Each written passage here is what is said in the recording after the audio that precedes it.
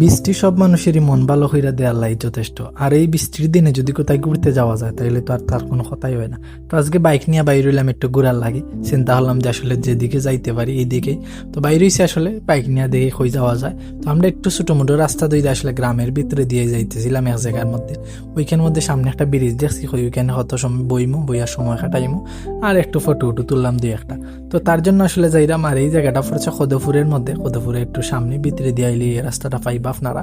খজপুর বাজার যেটা আছে ও বাজার থেকে। আর এই যে সাইডে দেখা ওইখানে ব্রিক ফিল্ড আছে একটা, ওই যে সামনে একটা ফুল, ওই ফুলের ওইখানের মধ্যে গিয়ে একটু সময় বইমো। আর এর কিছুক্ষণ পরেই আসলে বৃষ্টি, অনেক বেশি বৃষ্টি ছিল।